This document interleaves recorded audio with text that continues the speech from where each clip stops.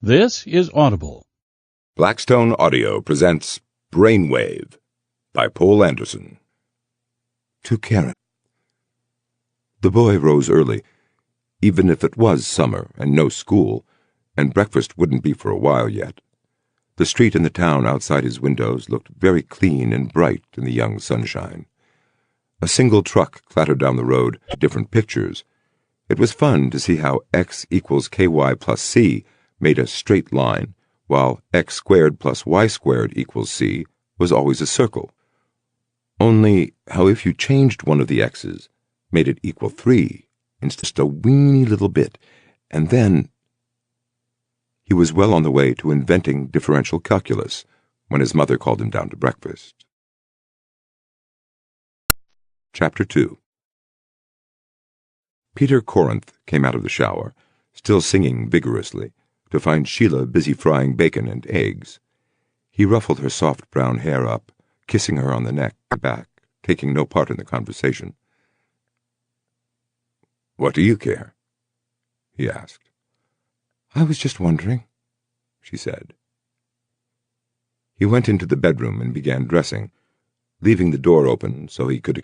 She usually just let him run on, saying yes and no in the right places, but not really listening.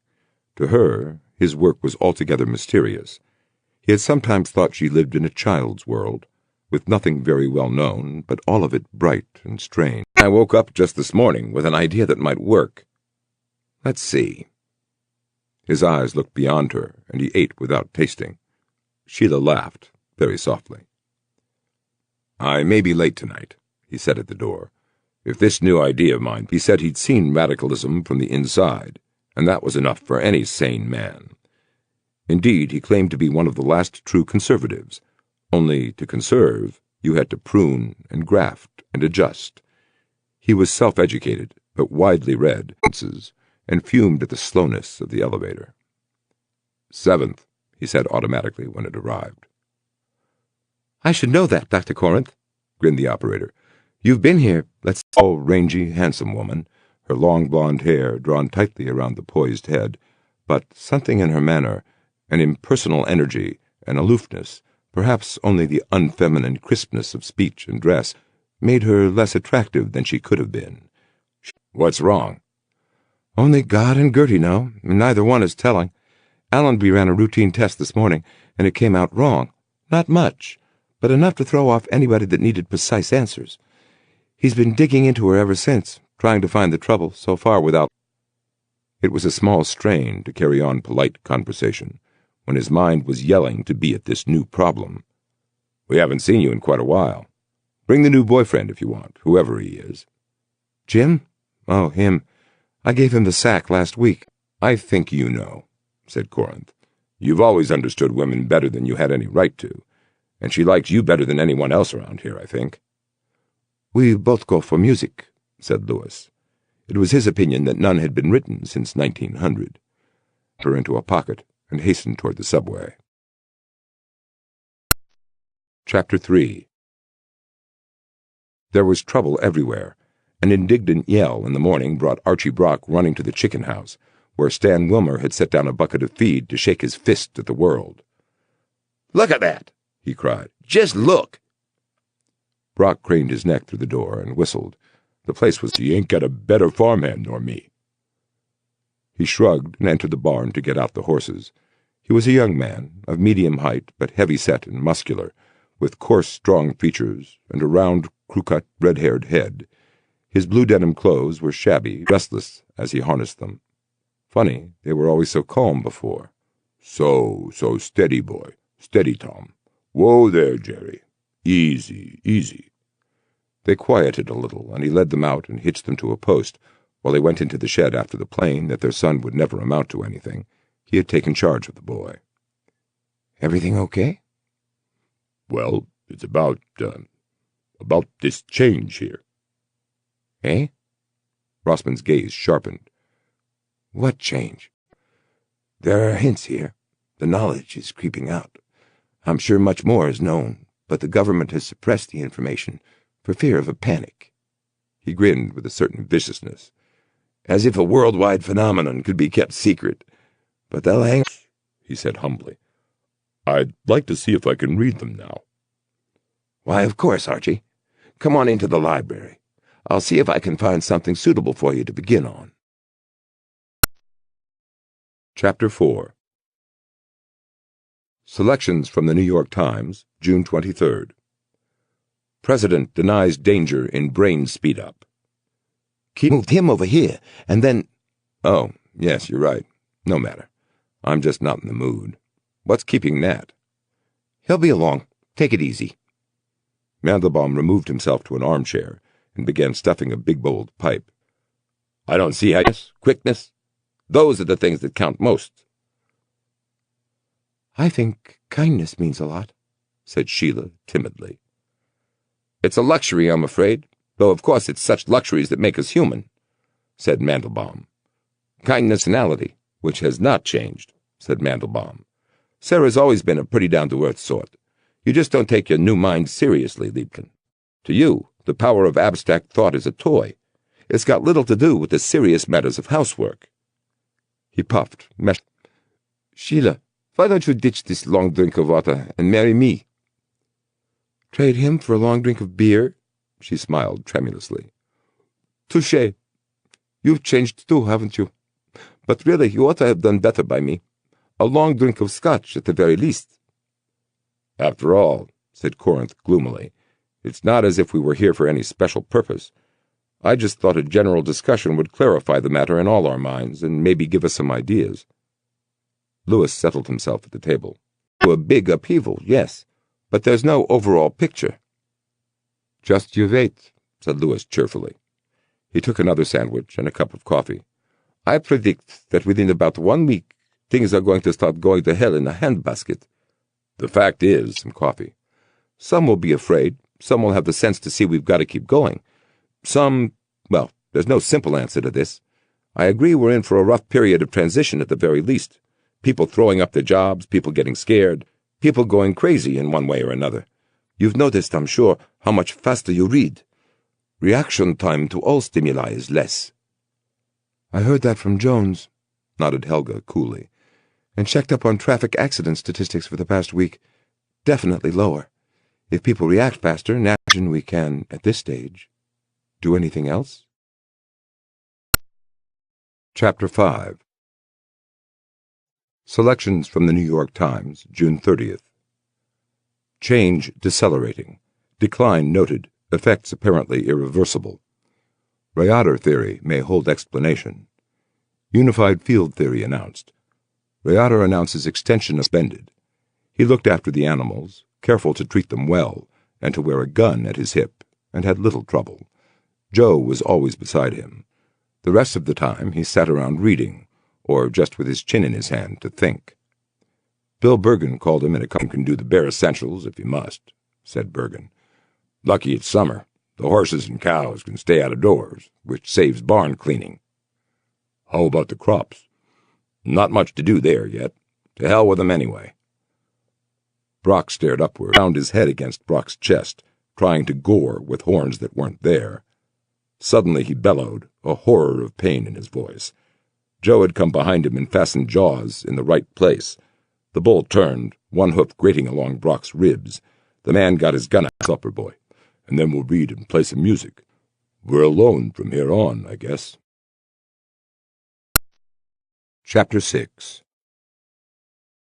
A city was an organism, but Corinth had never appreciated its intricate and precarious equilibrium before.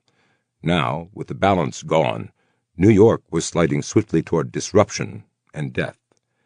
Only a few adored the world around him. "Mister, I haven't eaten for 2 days. Corinth looked at the shape which had slunk out of an alley. Sorry, he answered. I've only got $10 on me. Barely enough for a meal at present prices. Christ, or were, immediately before the change. About as intelligent as they would have been anyway. I see, nodded Rossman. And then the sun and its planets moved out of the force field.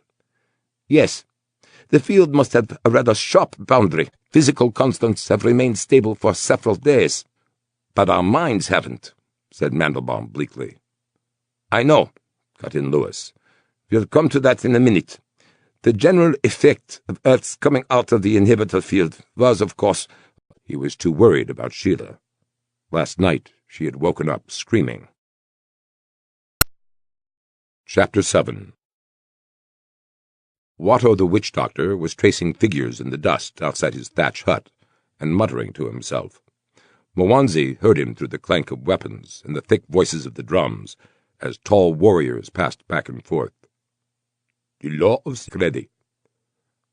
Not all of them wish this thing, brother of the fields. They must be beaten before they wish it. That takes time. Time we have little of. Use the drums, as I taught you. Send word throughout. I had to get an IQ of 500 or so, whatever that means, to appreciate how little brains count for after all. Nice thought.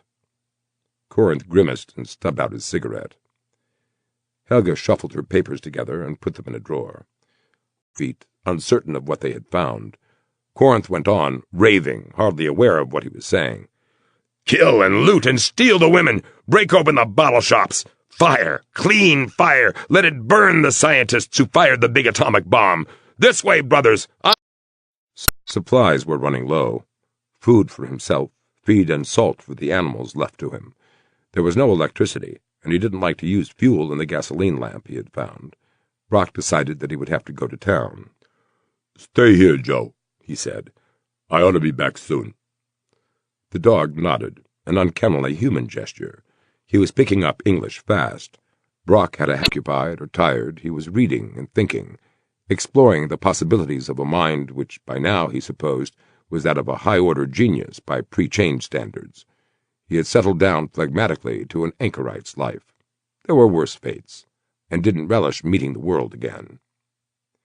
He had gone over to Martinson's, the neighbors, a few days ago, but no one had been there. The place was boarded up and empty. It had given him such an eerie feeling that he hadn't tried anyone else. A few outlying houses slid past. "What about the elephants and—" "No, you aren't safe alone, Archie." He paused. "And then there's the sheer physical labor. You'd better take a place in our community." "Place hell!" There was a sudden anger in him, bleak, and he swung the truck about, careening across the yard, and the bull met him head-on. Brock felt a giant's hand throw him against the windshield. Ragged darkness parted before his eyes. The bull was staggering, still on his feet, but the truck was dead. The pigs seemed to realize it and swarmed. "All right, fine. We'll all be wild animals together, okay? Come along into the house and get something to eat." Chapter 9. Vladimir Ivanovich Panyushkin stood under the trees, letting the rain drip onto his helmet and run off the shoulders of his coat. It was a good coat. He had taken it off a colonel after the last battle. It she dance. He did not understand the thing. The priest had made it out of a captured radio, but it had given warning before. "I would say they are some 10 kilometers off, Vladimir Ivanovich." The priest's beard waggled when he spoke. It was matted with red sheens. North's big fists doubled. "Watch your language, sonny boy." "No, really," said Mandelbaum. "You both want a better integrated government, don't you? It seems to me—" The same thought lit the two-questioning system and on the plans for extending law and order to outer Jersey. Then he laid both aside in favor of the latest report on the water situation. Chapter 10. There was a dimness in the laboratory which made the pulsing light at the machine's heart stand out all the brighter, weirdly blue and restless between the coils and the impassive meter faces. "Poor little guy," he murmured. "I wonder if we're doing him a favor." Corinth, hunched moodily on a stool, looked up sharply. "What use is intelligence to him?" pursued Grunwald. "It just makes him realize the horror of his own position, all the barrenness of the savage's existence. Science isn't the whole of life."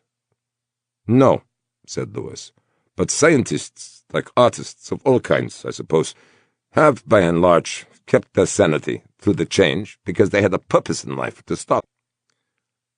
"Our old psychology is almost useless," nodded Corinth. "We're changing too much to understand our own motivations anymore. Why am I spending most of my time here, when maybe I should be home, helping Sheila face her adjustment? I just can't help my labyrinth of interweaving thought chains as he went down the stairs. Mostly he was thinking of Sheila, but something whispered of Helga, too, and there was a flow of diagrams and equations, a vision of chill immensity through which the earth spun like a bit of dust, and groups throughout the world creating their own dialects on a basis of past experience which had not been shared with all humanity. Some arbitrary language for the whole world would have to be devised. Telepathy? There could no longer be any doubt that it existed for centuries, perhaps. But was that ultimately desirable? He came out on the street and located the automobile Rossman had provided for him. At least, he thought wryly as he entered it, the parking problem has been solved. No more traffic like there once was. He thought he heard a smothered scream from within and knocked harder. She opened the door so violently that he almost fell inside. "Pete, Pete, Pete!" She pressed herself to him with a shudder. With his arms about her, he felt how close the delicate ribs lay to her skin. The lamplight was harsh, filling the room, and oddly lustreless on her hair. When she lifted her face, he saw that it was wet. "What's the matter?" he asked. He spoke aloud, in the old manner, and his voice was suddenly wavered. "Sheila, you've got to hang on. All this is just an increased power to think, to visualize, to handle data and the dreams you yourself have created, nothing more." "But it is changing me!" The horror of death was in her now, she of the human spirit. He felt very near to giving way. Chapter 11. Summer waned as the planet turned toward winter. On a warm evening, late in September, Mandelbaum sat by the window with Rossman, exchanging a few low-voiced words. The room was unlit, full of night. Far below them, Mandelbaum looked out into darkness. How quiet the night is, he thought, wrenching his mind from the vision of Sarah and the children. "Well, how about the arts? We've got to develop a whole new painting, sculpture, music, literature, architecture." Rossman whistled. "They must have an atomic drive." "No doubt." Mandelbaum dialed for Shield Center in the Empire State Building. "Brace your machinery, boys," he said. 10 minutes to go." "How many?" 4.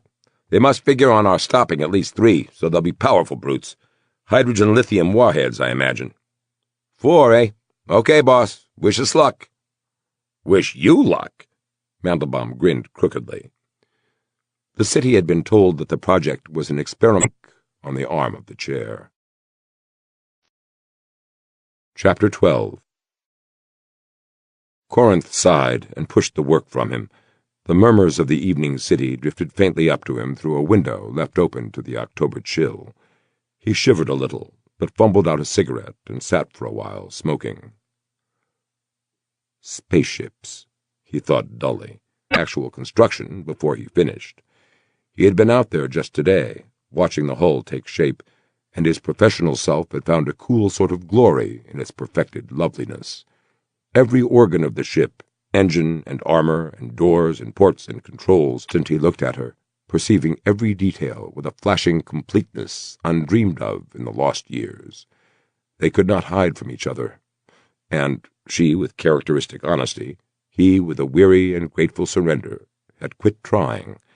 He needed locking and breaking and meeting again, until it was like talking with one's own self.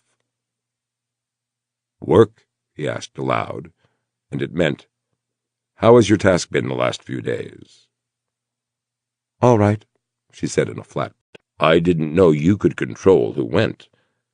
"Not officially. In practice, since it's largely an institute project, I can swing it for any qualified person. Nat wanted me along." They traded a brief smile.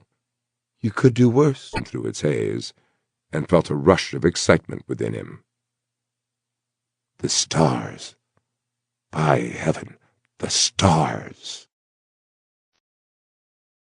Chapter 13. Snow fell early that year. One morning Brock came out of the house, and all the world was white. He stood for a moment looking over the sweep of land. The dog looked up at him, understanding most of it, but with little means of replying.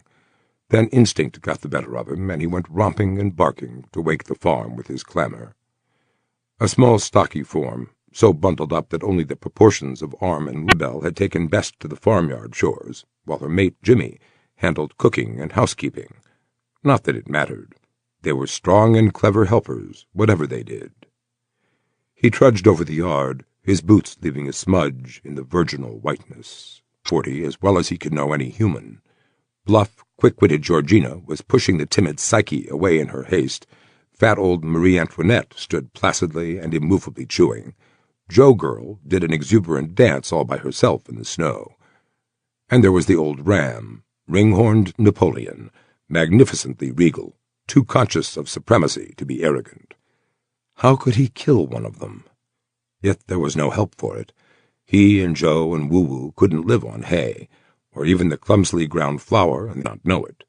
No ghosts haunted them, of longing or loneliness or puzzled wonder. Only now they had been thrown into that abstract immensity for which they had never been intended, and it was overbalancing them. Instinct stronger than in man, stumbling a little, and Joe and Mehitabel traded a glance of unsureness. To them, this had only been a job. They didn't know why their leader should be crying. Chapter 14. Wang Kao was hard at work when the prophet came. It was winter, and the earth lay white and stiff about the village as far as a man could see, but there was his neighbor. There was something strange here. Who had been able to manage a beast since the great change? Wang Kao felt a prickling along his neck. It was an elderly man who neared them. He smiled kindly, and one by one outside the hull and its protective warping fields. "I guess that kills off the solar origin theory for good." Corinth nodded. The universe, at least out to the distance they had penetrated, seemed to hold a sleet of charged particles, storming through space from unknown origins to equally unknown destinations. Or did they have any definite points of departure? Maybe they were an integral part of the cosmos, like the stars and nebulae. The professional side of him wanted immensely to know. He wondered how long she would wait after the ship was gone to weep, but he had shaken hands with her and found no words. Thereafter she had talked with Lewis, and Corinth had led Sheila around behind the ship. She looked small and fragile in her winter coat, glimmered as remotely as they had done for the first half-man who lifted his eyes skyward and wondered. There was no time, no distance, only a vastness transcending miles and years. The Sheila probed cautiously ahead at well under light velocity. The setting for ahead could become that for reverse under new conditions, and there was the uncertainty principle to reckon with, the uncaused chaos of individual electrons, flattened probability curves, the unimaginable complexity which had generated star too miserable with the physical torment of sudden cellular readjustment to think any more, and wept. The ship went on into darkness. Chapter 15. The house stood on Long Island, above a wide strand sloping to the sea. It had once belonged to an estate, and there were trees and a high wall to screen it off.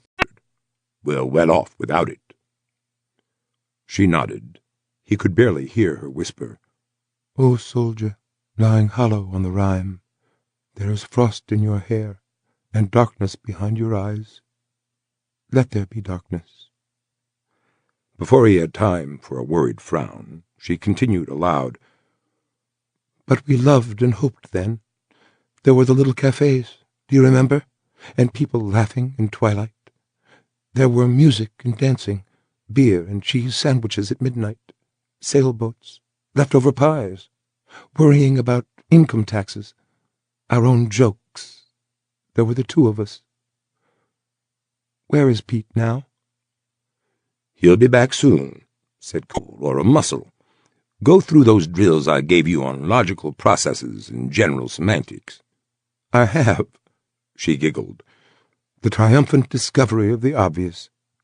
"Well," he laughed, "you're back on your feet enough to make "I need you so much. Please come back." Chapter 16. They flashed out of the field, and the next few minutes were dreadful. Then, where are we? The unknown constellations glittered around them, and the silence was so enormous that their own breathing was loud and harsh in their ears. I don't know.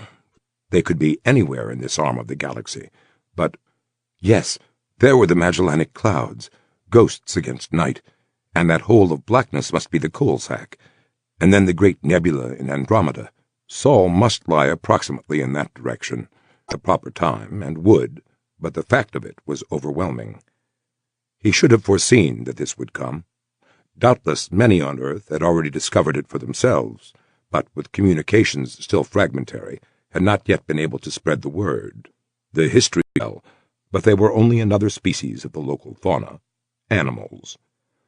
They seem to be a lot more sensible than we were in the old days, said Lewis as the ship spiraled over the continent. I see no evidence of war or preparations for war. Maybe they outgrew that even before. Rapidly behind her driving hull, the sun dwindled and was lost.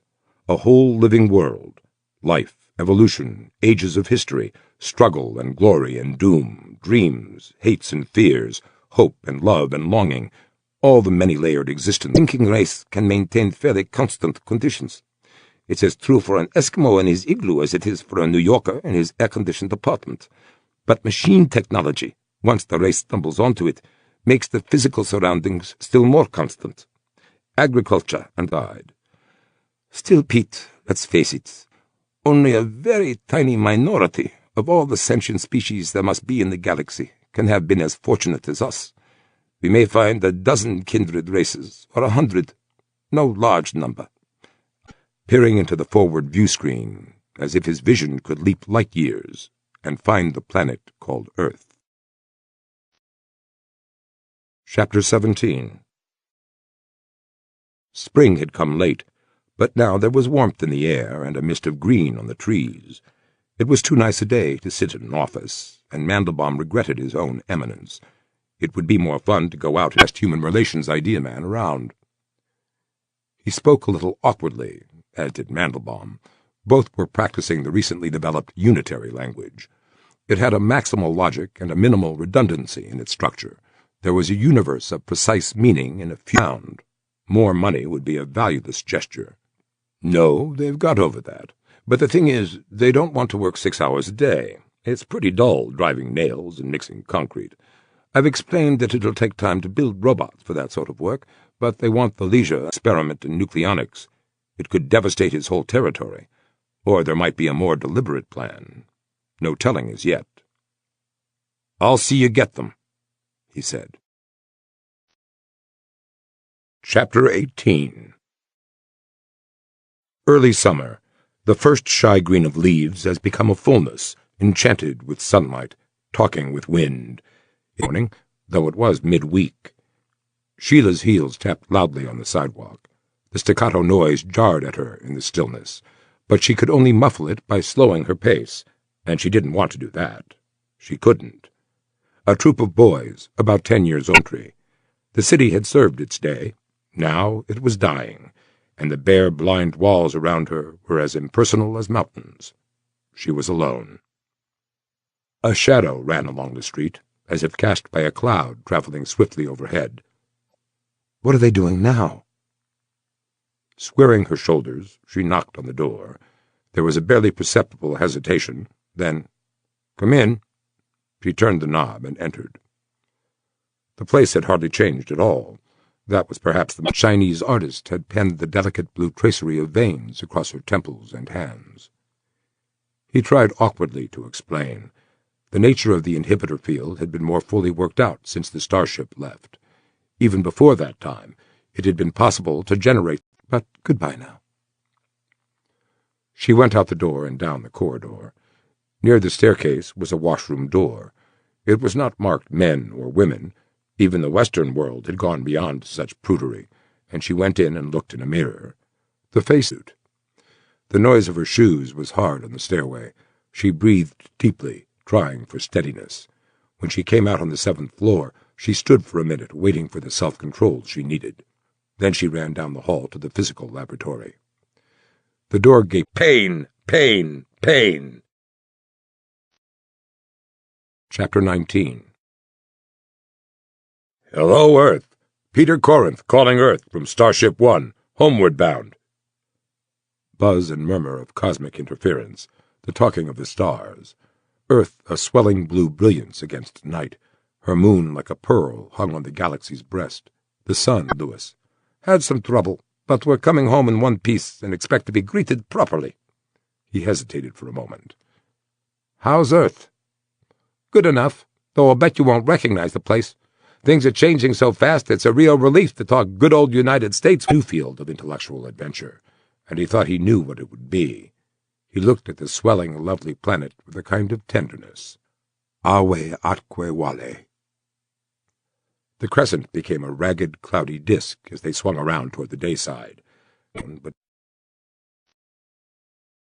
Chapter 20. There is an island in mid-Pacific, not far off the equator, which lies distant from the world of man. The old shipping routes and the later transoceanic airlines followed tracks beyond its horizon, and the atoll had been left to sun and wind and the crying of gulls. For a brief while it had known humankind. Soon he would not understand the transcendent logic which had made her swift designing and building possible. He looked at Manzelli. I envy you, my friend, he said simply. Several men were to ride her up, jockey her into an orbit, the shots yammering futilely under the steady beat of surf. A gabble came from wakened birds, and their wings flapped loud among the soughing palms. Manzelli cursed, whirled on his heel, and plunged into the spaceship. There were guns in it which could bring down that riding of cold-bloodedness that has grown up since the change. I suppose the intelligent, the expedient thing for you now is to shoot us down. Why, no, said Mandelbaum mildly. As a matter of fact, we used a reaction damper along with the metal heating field, just to keep it look like a professor, grunted Mandelbaum. I was riveting steel when you were reading your first books about the beauties of nature. I was having my face kicked in by company goons when you were writing about the sin of pride and battle. You loved the working man, but you wouldn't invite him to your table. Mandelbaum broke off, sighed, and turned to his detectives. Take him away, boys, he said. The cabal were urged onto the raft. Gently, there was no need for roughness and no malice. Mandelbaum had to have motives for doing anything at all. Still, I think we're beyond that smug sort of code which proclaimed crusades and burned heretics and threw dissenters into concentration camps.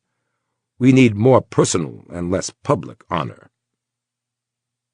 Man, damp with 1,000 watery miles it had swept across. Behind him, the jungle rustled and whispered to itself, and the sand gritted tinnily underfoot. He was aware of it all with an unnatural clarity, as if he had been drained of every standing had grown up between them. They had shared too much of work and watching, and now they stood for a while in silence. The sea talked to them, giant pulsing of waves, boom where they hit the reef, rush where they streamed back into the water. Chemical reaction.